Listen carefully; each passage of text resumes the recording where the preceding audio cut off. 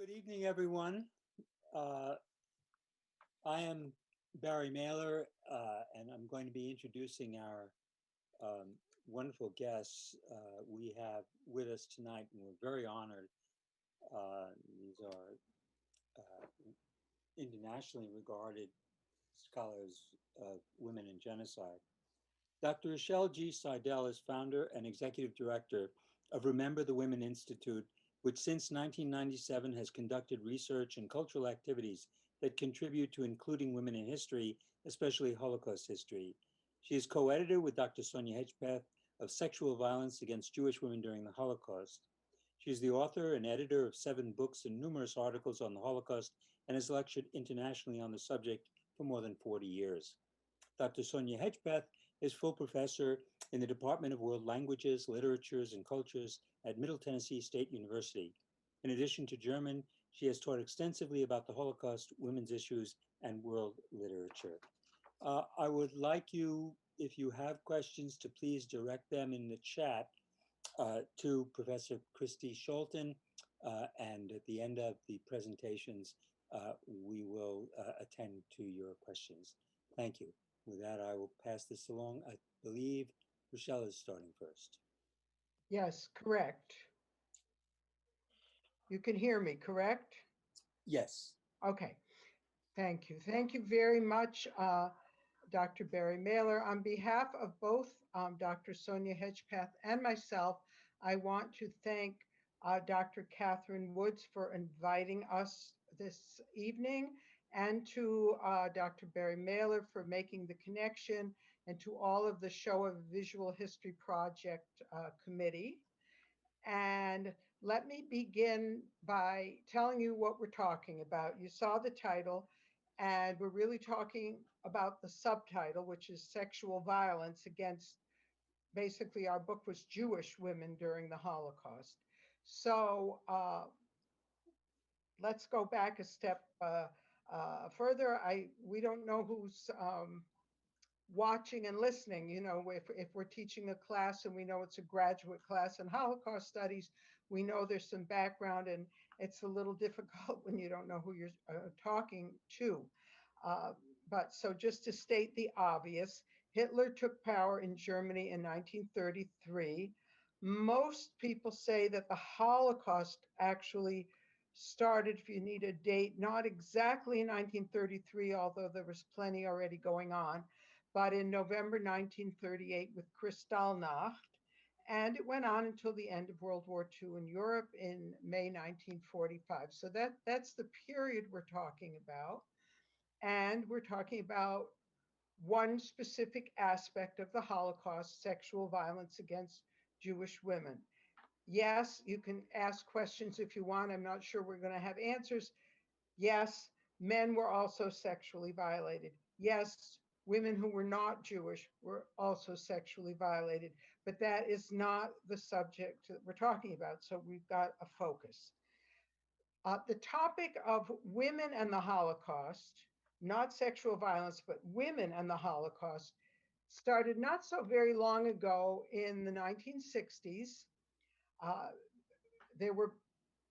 That topic wasn't yet in the 1960s. In the 1960s, we had women's studies beginning. We had Holocaust studies beginning in the United States. We did not have women and the Holocaust. The pinpoint date for me is 1983, when Joan Ringelheim and Esther Katz organized a conference in New York called Women Surviving the Holocaust. And they really brought together the question of, did women experience the Holocaust differently? How? Why? Is it okay to talk about that? Etc. and so forth. So that was really the beginning, 1983. And by the end of the 1990s, there was already a core of published books about women and the Holocaust.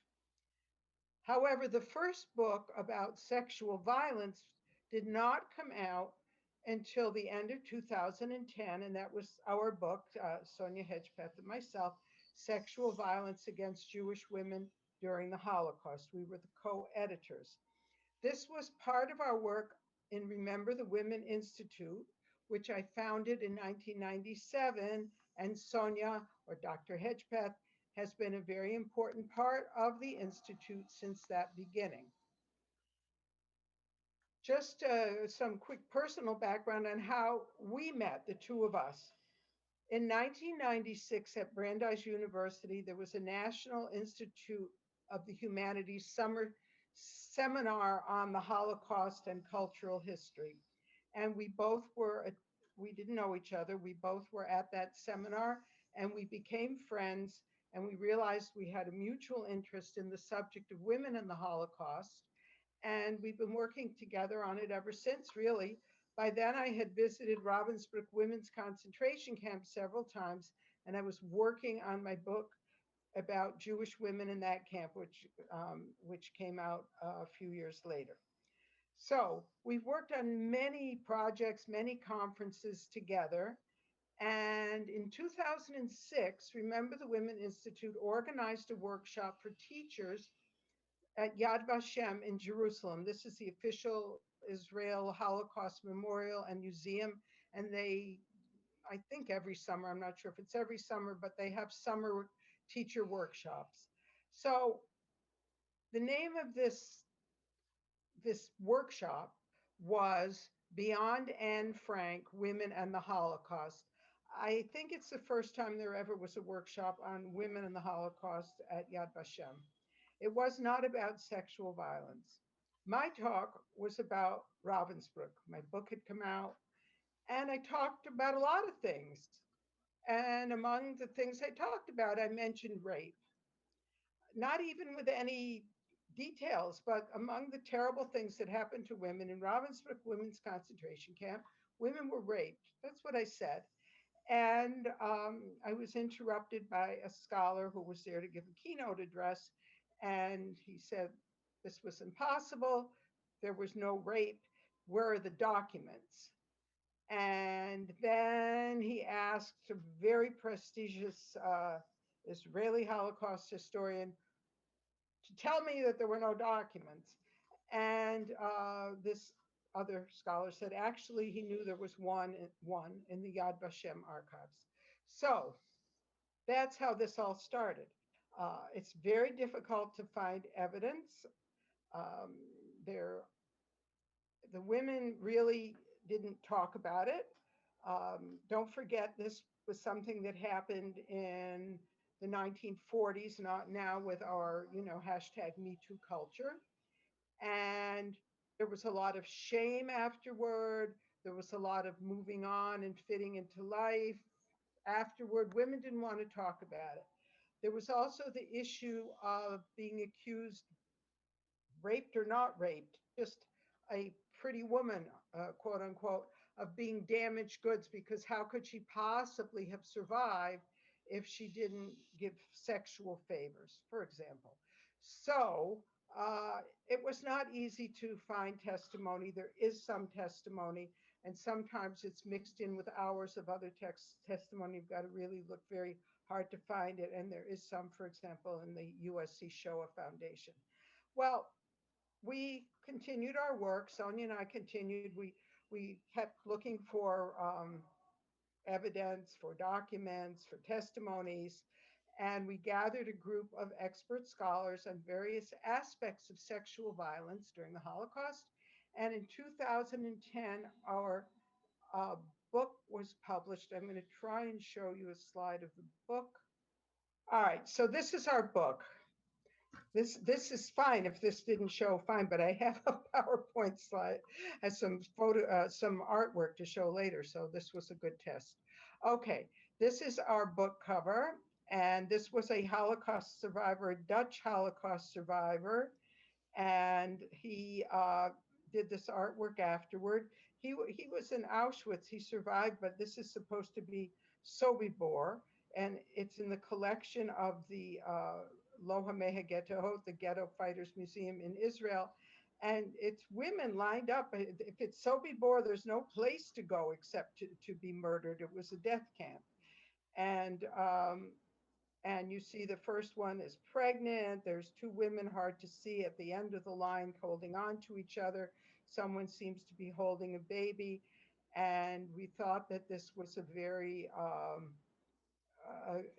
good expression of what we were trying to talk about, sexual violence. And I'm going to now stop the share, and I'm going to try to continue with my remarks if I can. I'm working on it. Okay, so this was by a man, his name was Max or Meir Bueno de Mesquita, which is very interesting because he was a Dutch Jew, but he was from the old Portuguese immigration, from the Inquisition, which is what I read about his background, called Q to the Gas Chambers, Sobibor 2. So now that I've learned how to do this, I'm going to stop and I'm going to have Sonja talk. So I'm going to have to try to share the screen later. Okay, Sonja, it's up to you now. Okay, thank you, Rochelle.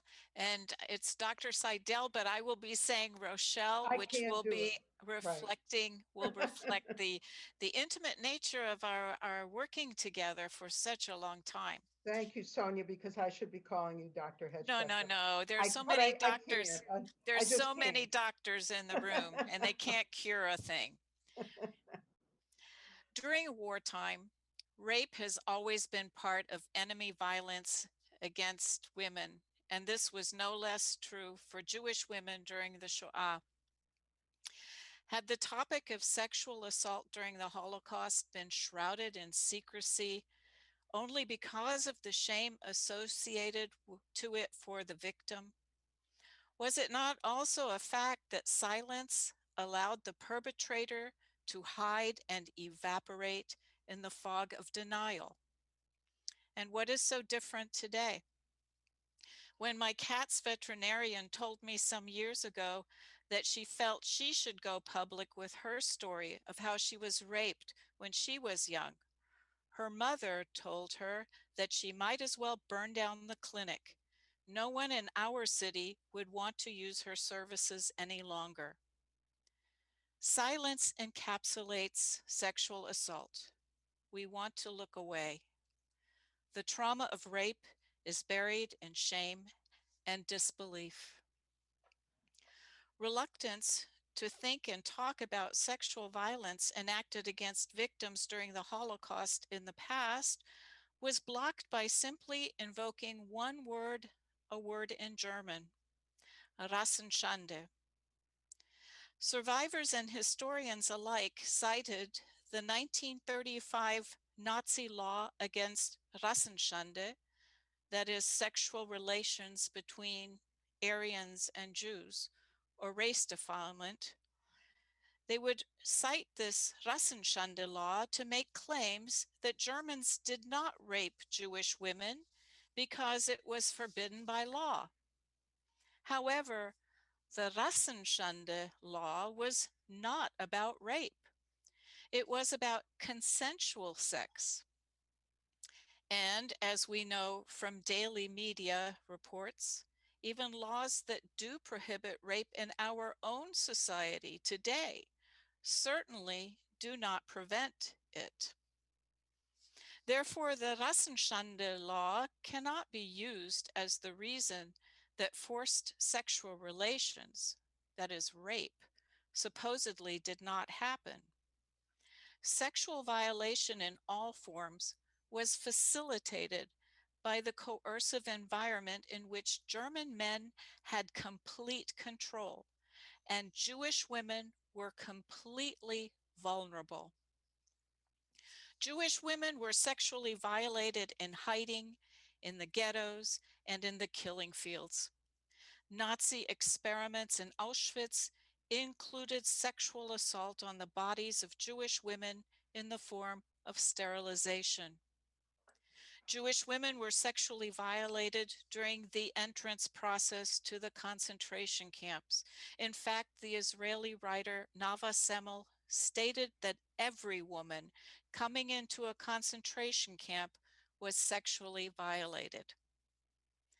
Upon close reading of testimonies and memoirs, you will find that some women indeed referred to the vaginal examination conducted during their entrance to the camp as sexual molestation.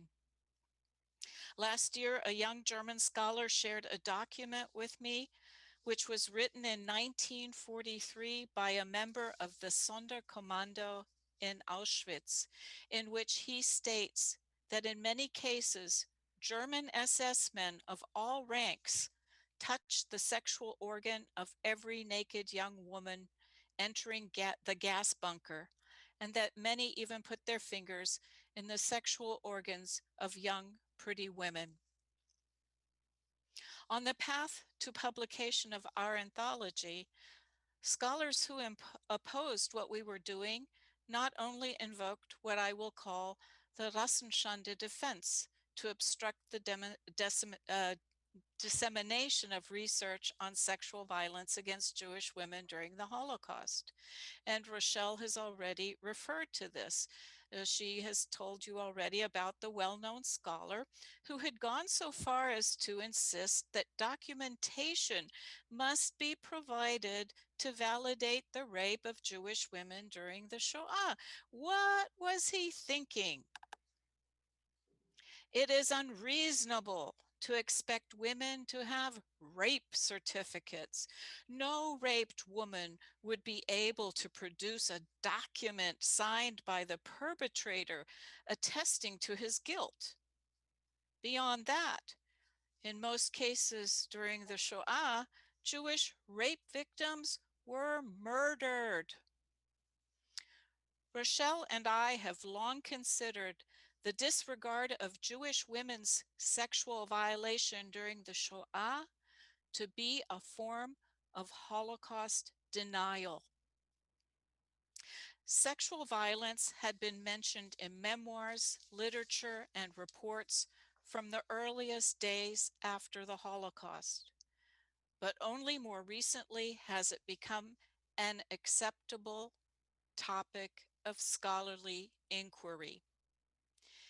It is important to examine the topic of sexual violence during the Shoah and of other genocides as well, by way of many different sources, and this includes art and literature. Rochelle will now talk about art that encourages us to engage with the topic of sexual violence during the Holocaust and genocide. So I'm going to talk about art. We talked already about the cover of the book, but more recently in 2018, it's going to be almost 3 years, it doesn't seem possible, we did an art exhibition in an art gallery in Soho in New York City, which was called Violated: Women in Holocaust and Genocide, so that we were able to use art in order to tell the story of women in the Holocaust, in particular sexual violence, and also a little bit about later genocides. And Dr. Batu Bruton was the curator of the exhibit. I was the coordinator. Now, it was at the Ronald Feldman Gallery. I think I didn't say that. The first two slides that I'm showing you are not really about sexual violence, they're about women. But we showed them because they are rare. This is a tiny scrap of paper, and it was, as you can read, I hope, drawn secretly in Auschwitz-Birkenau 1945 by this woman who was a prisoner there. And so, and it shows women, it's hard to see. I would suggest, I'll say, I was going to say it at the end, but I don't want to forget.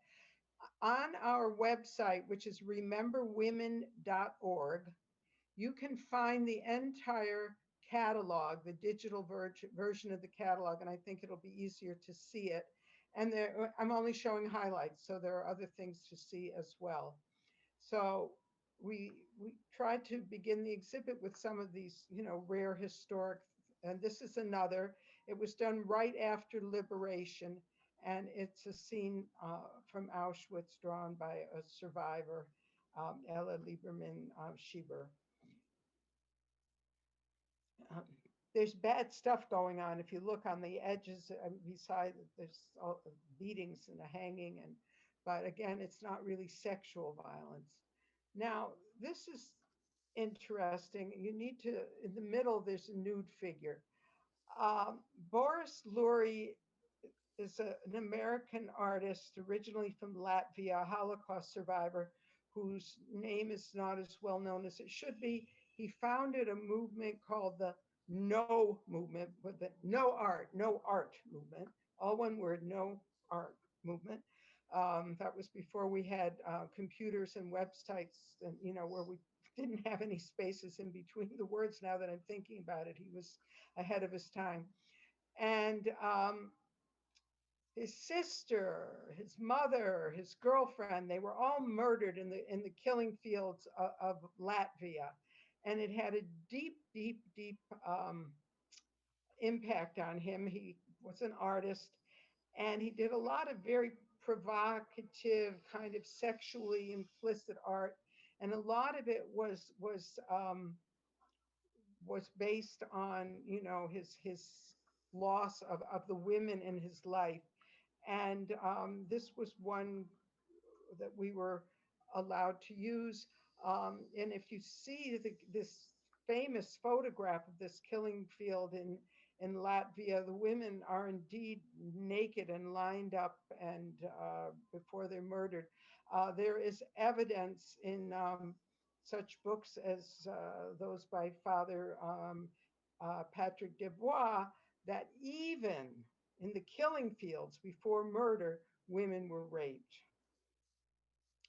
Now we have an artist, an American artist that is more familiar to you, I think, and that's Judy Chicago. I apologize that this is so small, but it's the only way it fit. These are pictures from the catalog, and it was the only way it could fit into the catalog. This is from Judy Chicago's with her husband, Donald Woodman, from her Holocaust project.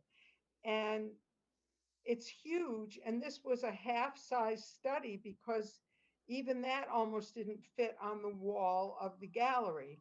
But there are all kinds of things going on. Again, I urge you to look at it better, either on in our rememberwomen.org, or find it online or Judy Chicago's website, because, for example, this way on the right, that's the famous photograph with Elie Wiesel in it, and so on and so forth. But she's imposed on top of it a horrific, women's violation. This one is supposed to be liberation, with the various Allied troops also raping the women when they came in, and there's various other women's experiences here. And so that was part of our exhibit. This is another famous American feminist artist, Nancy Sparrow. And this image here, this is the Ballad of Marie Sanders. And it's German. We have the English translation up next to it, which Sonja very beautifully translated. And it's a poem by Bertolt Brecht about the Jewish whore, Marie Sanders. And Marie Sanders did a terrible thing. She slept with a man whose hair was too dark. So, in other words, he was Jewish. And so she was paraded naked through the street, and the whole ballad about Rassenschande. And this same figure, if you look carefully, this is like a over again lithograph print, and that same figure is there. So we use the two together. And then we had quite a number, and I think I only have one, not two, I think, that I'm showing. As I said, this is just a sample. We had quite a few Israeli second generation artists, daughters of Holocaust survivors. This is one by Hannah Shear, and you can't tell from this exactly, but these are fabric. They are embroidered fabric, and they show women, particularly the two middle ones, who are being, violated. And this one also, another Israeli woman whose mother was a victim, Naomi Markle. And by the way, these second generation consider themselves victims too. I mean, they're working their way through some of this with their art because they kind of needed to. So this is a woman, and then it becomes the woman's kind of sexualized body, and then the woman becomes the oven of Auschwitz from her striped dress.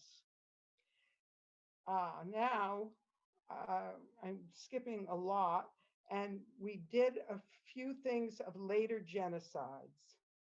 This is about Bosnia Srebrenica, which was a terrible mass rape during that genocide.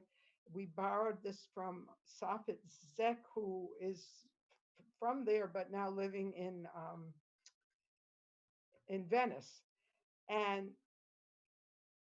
it's giant, giant, giant. It went from the ceiling to the floor.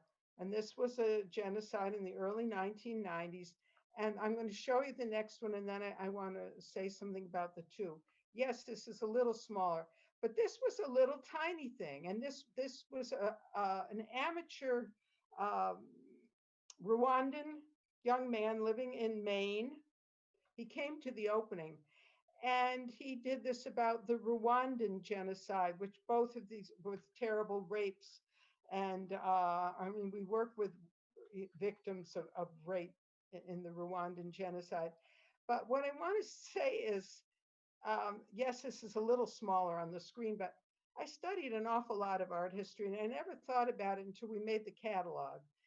And when you look at what you're looking at now, or when you look at a catalog in general, not just this exhibit, you have no idea about scale and size because it's on this, it's in a catalog.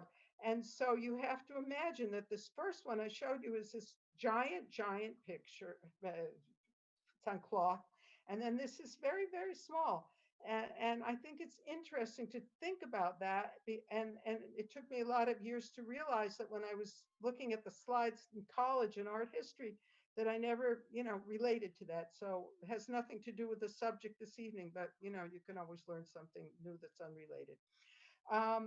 I think this is the last slide I have, and this is a more recent genocide of the Yazidi in Iraq.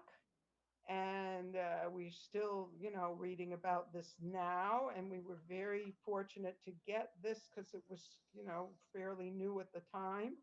And we did not get this out of Iraq, which probably would have been impossible, but it was, some of his work was in a library in Germany, and we were able to borrow this. So I'm going to stop sharing the screen, and I am going to continue because we had some later genocides even after that. We like to say never, never again, but it keeps being again and again and again. So we tried to get something from Cambodia, which we were not successful. And at the time, this Rohingya genocide in Myanmar, which is still going on, was quite new, and it was too new, and we really couldn't find anything at all appropriate. And by now, which was not known or not anything about it at the time of the exhibit, but we have this horrible Uyghur genocide in China. So, we hope that would be some art to demonstrate to later generations what happens in some of these other genocides as well. So we want to also bring that into the discussion. So this is the end of my part on art. And now we're going to go back to Sonja, who's going to talk to you about some other things. Thank you, Rochelle. I'm going to share my screen, and I believe you should be seeing my share. And if you nod with your head, if you see it, somebody, thank you, Joan. Yes. It's okay. Thank you. So I would like to just touch upon two things with you briefly. by way of my PowerPoint. And that is, first of all, 2 places to enter into the subject of sexual violence during the Holocaust and genocide through the mind's eye. And first, entering the topic through using the pages of a book, and that is witnessing through literature. While memoirs and books on history are the primary texts used in Holocaust courses, literature that is fiction also has its place in the study of the Shoah. Fiction is at times dismissed since the word can mean invention or fabrication. However, the descriptive, creative process of good literary fiction can guide us to approach new subjects through our own imagination and awaken our curiosity or even compassion. The imagination of the writer and the reader is a powerful way to make connections beyond the constraints of the history textbook. And I know I just made the historians shudder. I am a lit crit person. Here, I would like to recommend a book by the Israeli writer Nava Semmel, in case you are not yet familiar with it. In her novel And the Rat Laughed, this important Israeli writer created a Holocaust story about a small Jewish girl hidden in a potato pit on a Polish farm. And at the center of her creative work is the rape of the girl in the pit. The structure of the novel is extremely unique.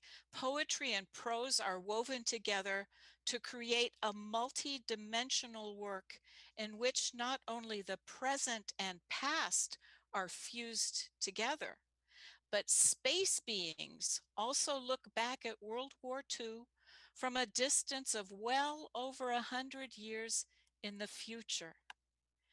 I include Nava Semmel's And the Rat Laughed in my courses on the Holocaust, as the novel always provides a means to include the topic of sexual violence during the Shoah as part of our class discussions.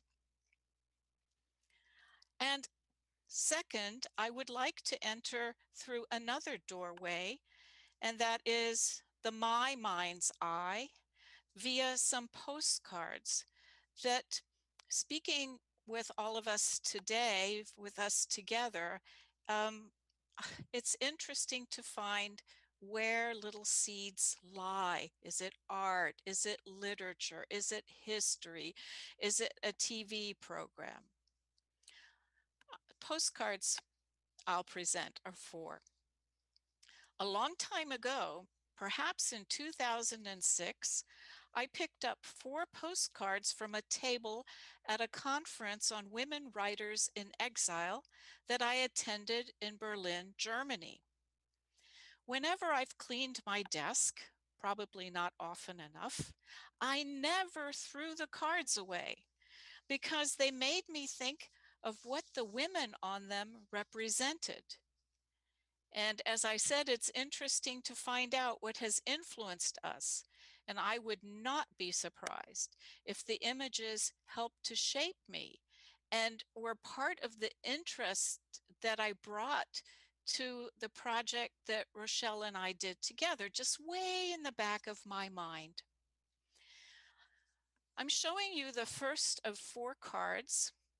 And when I read this the first time and saw it, and I read German, I'm a Germanist, my head just snapped back because on the t-shirt is written Kriegsbeute, meaning spoils of war. But really, the better translation is war booty. And in English, the double entendre actually works very well, does it not? So on the right-hand side, it says, in jedem Krieg werden Frauen vergewaltigt. In every war, women are raped. And on the bottom, it says Zeit zu sprechen, time to talk. And the if you will, the impressum of the group that put out these postcards, Medica Mondiale.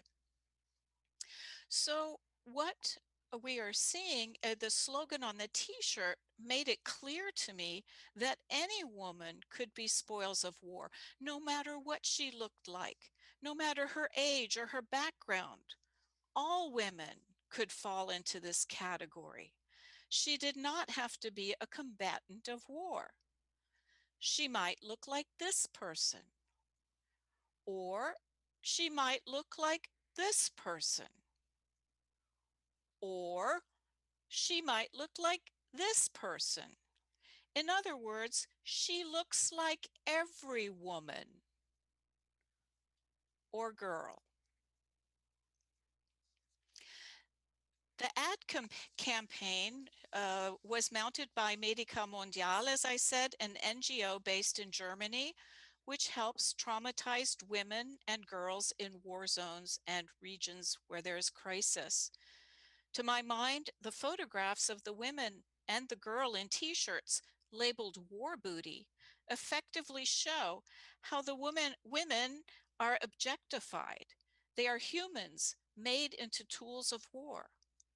We do not know their names, and we may wonder where they are from, but it doesn't matter. They deserve to be treated with human dignity. No matter where war takes place or has taken place, women have been raped in war and are raped in war. This does not exclude men, but women are most often the target, and it could be me or you. And what about sexual violence against Jewish women during the Holocaust beyond the pages of a book?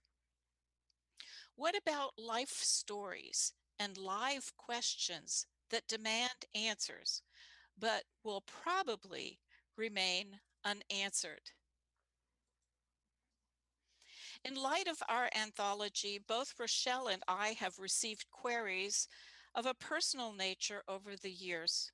I would like to think that the book had the real life effect of giving courage to individuals grappling with accounts of sexual violence during the Holocaust in family narratives, such as we find in this email from Tel Aviv in 2016. I'm reading to you from the email, quote, "My father was married before it all started. His wife's name was Susie, or Shoshana, Strasbourg. She was murdered in Stutthof. No one of her family survived. Most of the women in the Kaunas ghetto were sent to Stutthof. Many of them saw how Susie was taken to a barrack where women were constantly raped. The story they told us was that Susie wanted to grab a gun from a German soldier, probably because she wanted to kill herself, and he shot her to death. I am trying to find the truth behind the story. It is most probably a true story. That's how I discovered your book.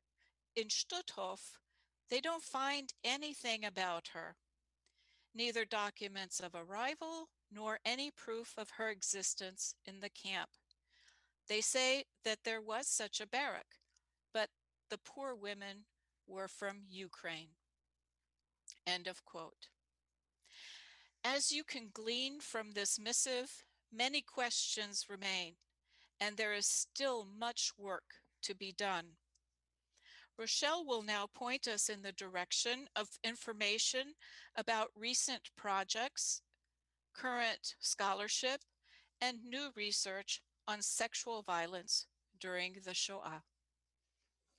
Rochelle. Thank you, Sonja. Well, there are a number of things going on that we know about, and of course, we don't know about everything. But one very important film that doesn't get to be seen very often is an Israeli film called Screaming Silence by Ronnie Sarnat. And she interviewed Israeli child survivors of sexual violence. It was shown on Israel television more than once, and most, if not all, of these people are no longer with us, and it's particularly important. It's firsthand testimony. We worked with her, and it has English subtitles. We've shown it twice, if not three times, in New York in the last few years. It needs wider distribution. We've really never cracked, I don't know, HBO or PBS or something that would really, work on this and make it widely distributed. It's very important testimony. We came across recently a young scholar named Chad Gibbs, who is getting his doctorate at University of Wisconsin-Madison. It was something, I don't know, we got an invitation to a Zoom from the USC Shoah Foundation Center for Advanced Genocide Research. It was in September, just this last September. And Chad Gibbs, he works on Treblinka, and he called this Locating Women in the Revolt, Gender and Spaces of Resistance at Treblinka. And he has wonderful, amazing, not that it's wonderful, I should say horrible, evidence of brothels in both parts of the camp, and women that helped with the revolt of when there was a revolt at Treblinka, and particularly about the brothels and perhaps personal sex slaves. And it was all, new to us. He's doing wonderful work, and right now he's a fellow at the Holocaust Museum in Washington, and I really look forward to the publication of his doctoral dissertation. The latest book out is called Betrayed by Dr. Beverly Chalmers. Doesn't have a whole lot new in it, but it's there.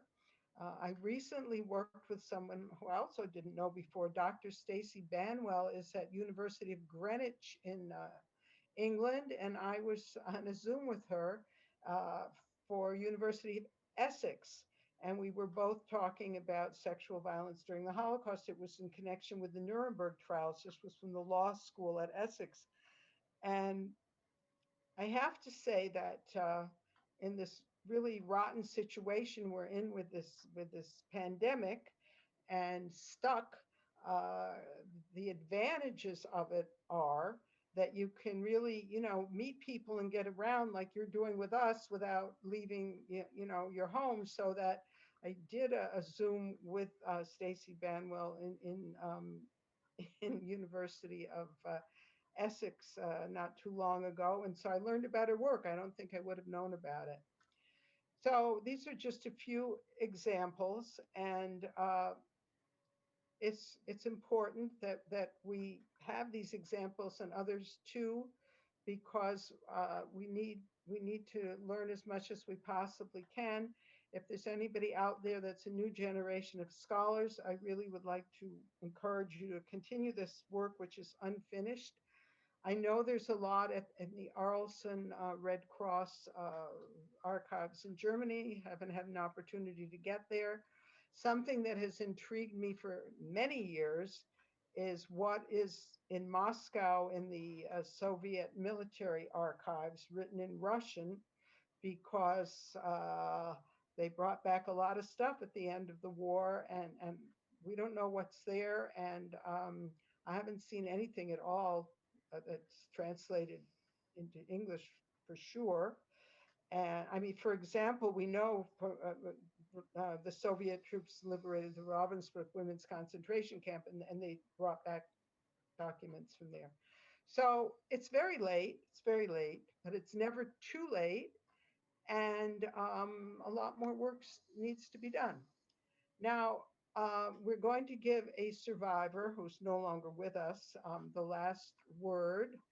By the way, Sonja read you an email. I received an email also from Manya Horowitz, who you're about to see. I received an email from her daughter, And I was kind of afraid to open it for quite some time because I thought she was going to yell at me for, making public her mother's testimony about her sexual abuse. And by the time I finally had the courage to open the letter from the daughter, she was thanking us very, very much for showing what her mother had said and saying that she knew her mother would be so pleased that we were making this available. So this is a very small part of a very long testimony that Manya Horowitz gave to the Shoah Foundation.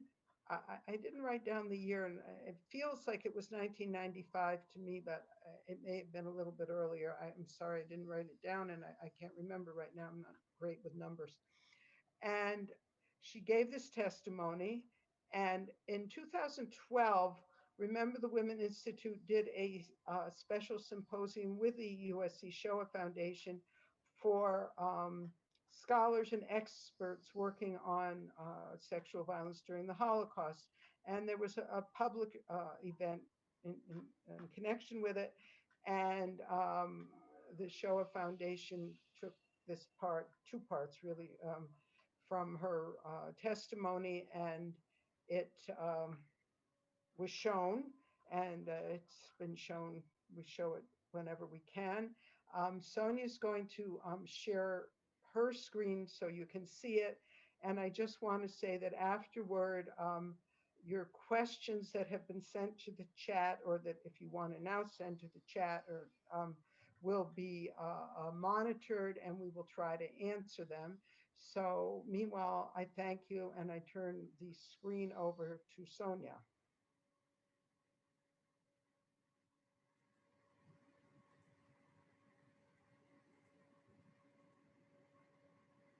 Okay.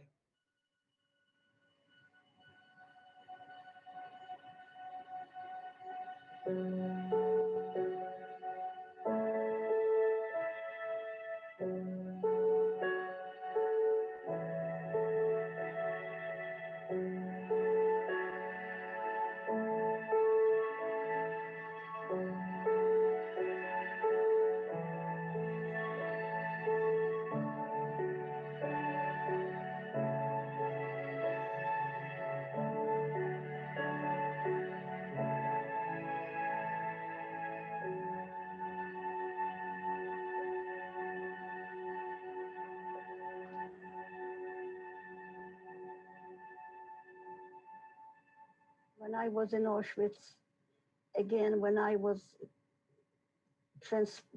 transporting from one place to the bricks, when they were building, those barracks, and for us, for more people when they came in, with the kettles, with the car kettles, you call them, right?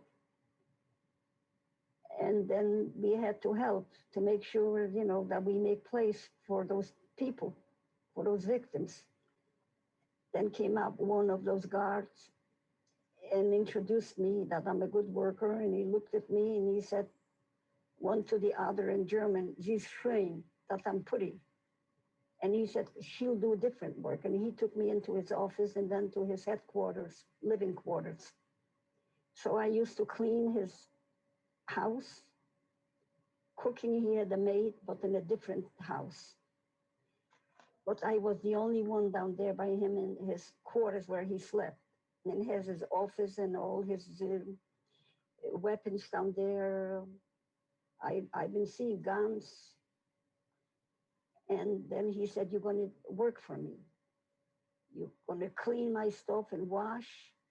And when the maid will bring in the food, you're going to deliver to me." And I did. I followed him, whatever he said, but I knew I'm in trouble. Because he started to touch me on the face. So I started to cry and yell. So he beat me up to death. That stems from it. And he raped me.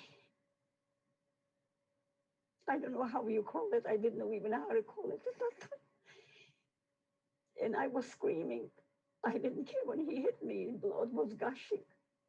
You should see all my scars, the discoloration on my body.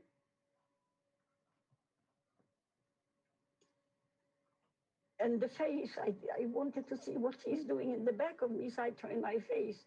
Das will be das Letzte. Das Letzte means that the last one is the face. When the face will be gone, you go with the fire. He said, you see the smoke? That's where you belong. When I'm going to see you finish. When you're going to be disfigured completely, the face. That was Auschwitz and Birkenau. In two places they did it.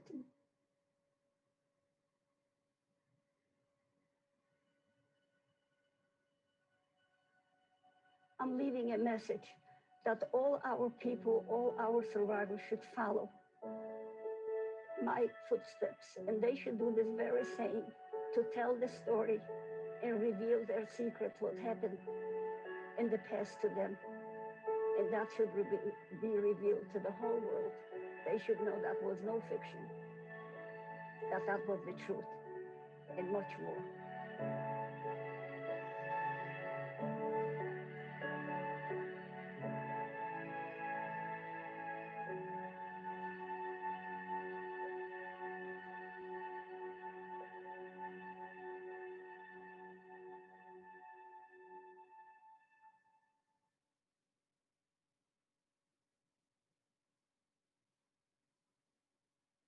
So those were the words to the future by Manya Horowitz.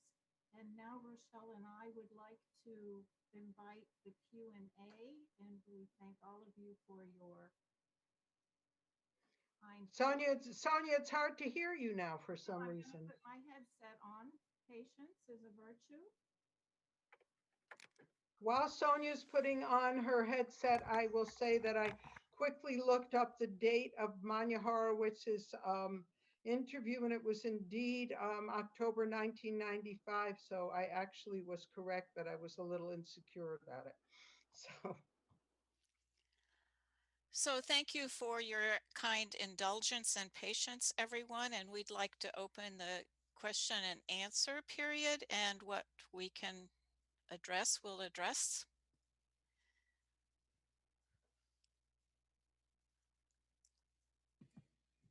Thank you. And I'd just like to remind everybody to send their questions to me in the chat. I will field them and pass them along.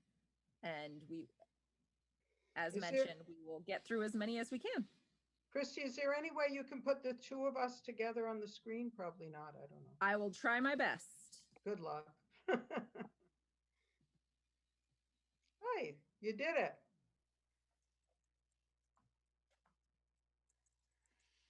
Sometimes a question is really a comment. I do have someone who wants to know how to get the film that Rochelle mentioned. Yeah, that's, as we used to say, the $64 question. The filmmaker has the film, and every once in a while, actually pretty often, I get a query from somebody, and somehow it never happens. So I can't answer it, but if it's for some serious reason that possibly would work, with some kind of an academic seminar, with showing the film, whatever, write everything to me. It's whatever, info@rememberwomen.org will get to me, anything. You go to the website, you'll find out how to write to me. It's just info@rememberwomen.org. And I'll share it with her. That's what I do, but I don't know. I don't know. There's some, I don't know. It's out of my hands, but it's an important film. It's worth trying to get it.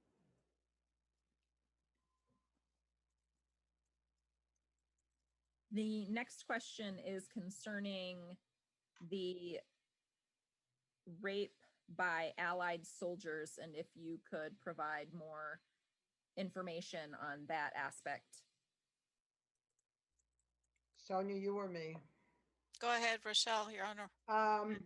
Sure, it happened. I mean, I can just sum it up in 2 words.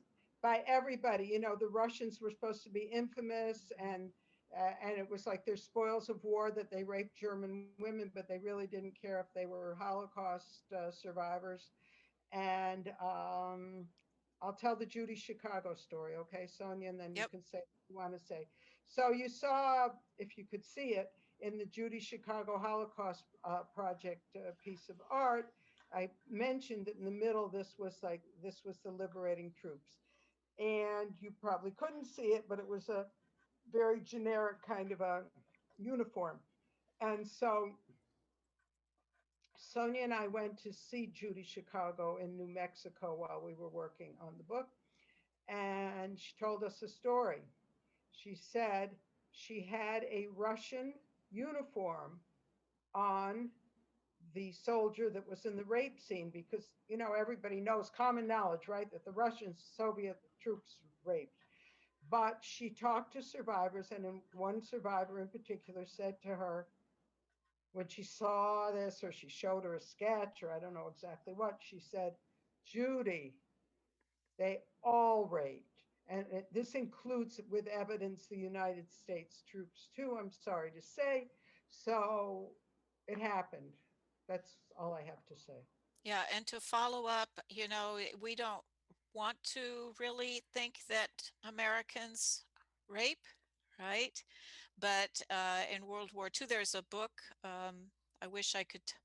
It's older now, maybe 4 years is old, and it's about soldiers in France, American soldiers in France, and we remember from Vietnam, those of us who remember My Lai.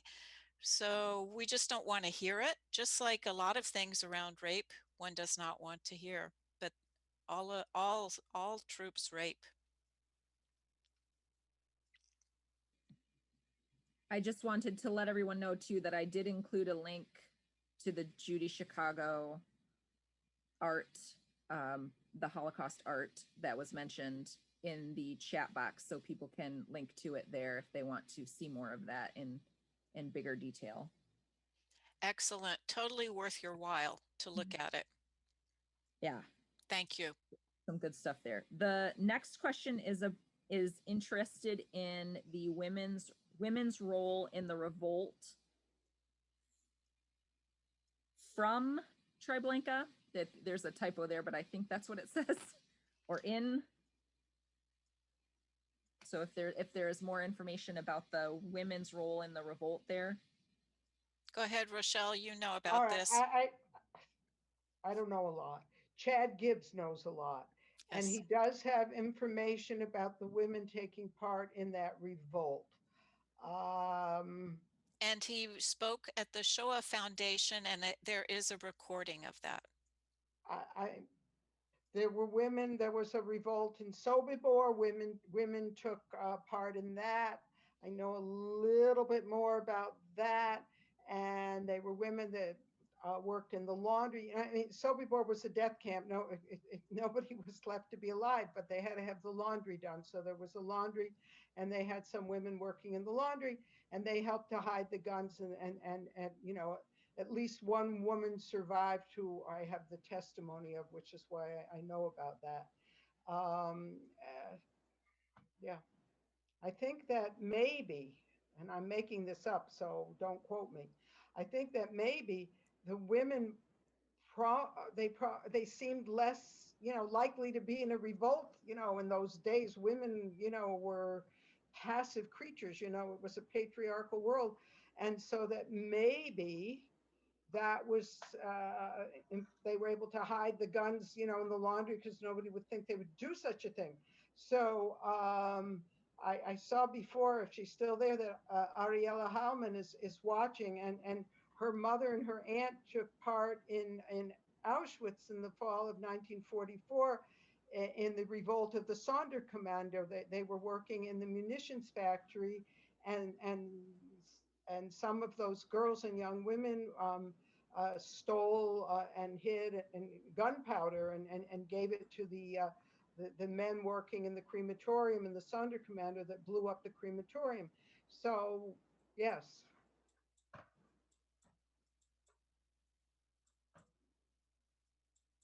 I hope that helps a little. It doesn't help a lot, but that's what I have to say. One person would like to know if either of you are familiar with the Australian TV series A Place to Call Home. The main character is a survival of the brothel at Ravensbrück. How do you think that topic was handled in that series if you have seen it? I know about it. I have not watched it yet, so I can't comment about it. Rochelle, have you? I haven't seen Watched it. it? Where do I get to see it? Mine is on Acorn. No, I don't know about it. So sorry, but that's a good I always skip it, you know, a place to call home. So more television to watch. But thank you for the question, because I didn't even realize that it Right, features is it someone right? from Ravensbrück, a place to call home. Okay. Well, thank you. One person is curious as to why scholars are insistent on denying sexual violence in the Holocaust. And then follow up, what do they have to lose by acknowledging it? Well, you might ask them instead of us, because we're not the best ones to ask.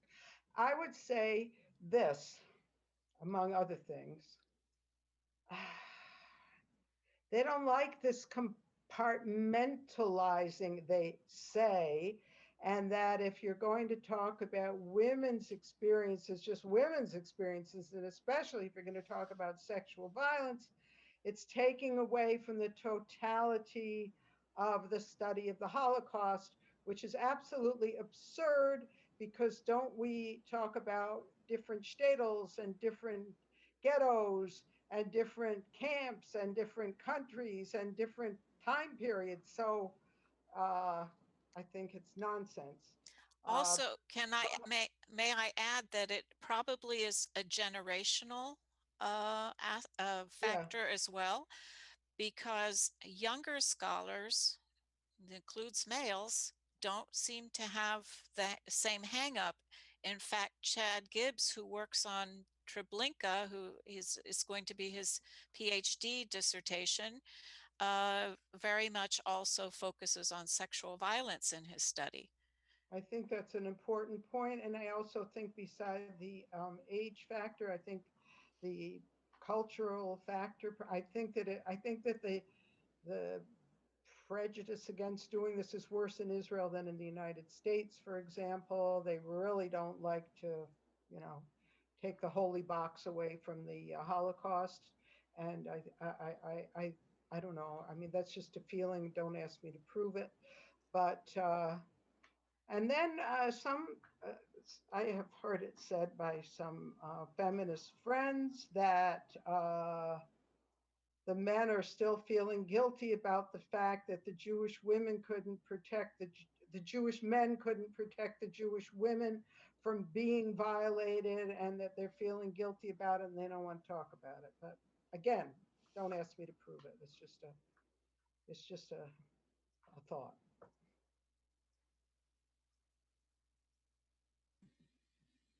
One comment, there was a book mentioned earlier, and one watcher said that the book was called What Soldiers Do by Yes. Mary Louise Roberts. Yes, thank you very much. Absolutely. Thank you, Kat. And then someone also mentioned that that Australian series apparently is being aired by PBS. So PBS might be a place to find it as well. And then someone wants to know what's the woman's name who was a descendant of the revolt women? Oh, Rochelle. Well, she's here, I think. If she's here, she should unmute and say so herself, because I don't know if she wants me to advertise her. I didn't see her, Rochelle. I saw her before. She may have left, so I don't know. Oh, I'll tell you the name of the women in the revolt, and not the name of the woman that's watching. So this was 4 women, not her mother, but her aunt. 4 women were hanged at Auschwitz in January, first week of January 1945. You realize that That was 2 weeks before liberation. And it was on, of not liberation, of the Soviet soldiers arriving, sorry.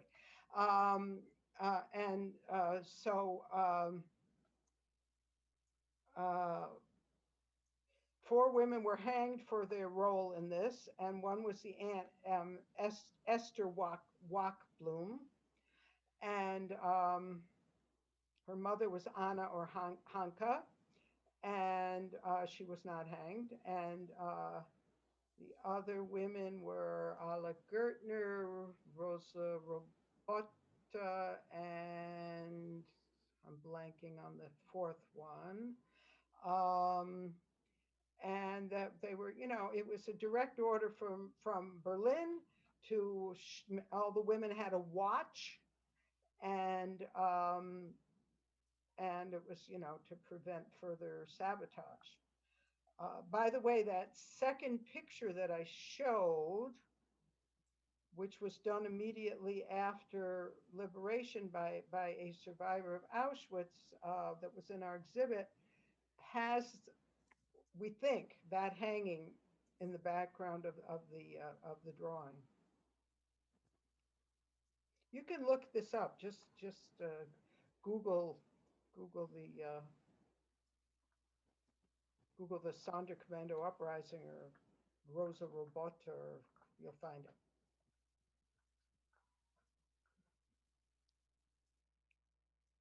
So the person that was interested coordinates museum speakers.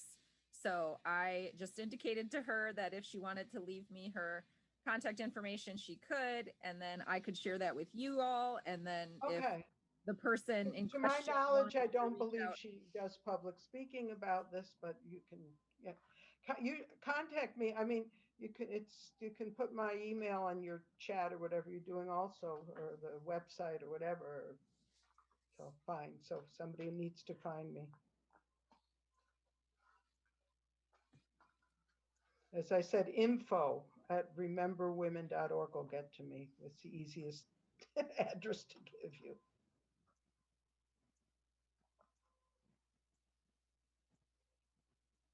Anything else? I was just scrolling through to make sure I didn't miss anything. I Okay. do not see any new questions. All right, so- it's a good time then. It's good. It's an Yeah. hour and 10 minutes. Perfect. But I'd like to thank everyone for being here. It's very meaningful. I would too. One does work, as you know yourselves, in a vacuum, and you just never know who your interlocutors and your future team what will look like. And it's very satisfying to see all of you here this evening. Agreed. Thank you very much. Thank you very much. I am just going to share one more thing here on the screen, but I will open it up to the fellow committee members if they would like to say any last words. Just like to say thank you, Sonja and Rochelle, for bringing us this important program. We appreciate it. I will Thank also you. say thank you very much, and it was very informative, and sounds like we all learned about some more resources to look for. Thank you for the invitation to speak with all of you. Yes, thank you very much. We appreciate it. And maybe some of us will work together in the future. Wouldn't that be wonderful?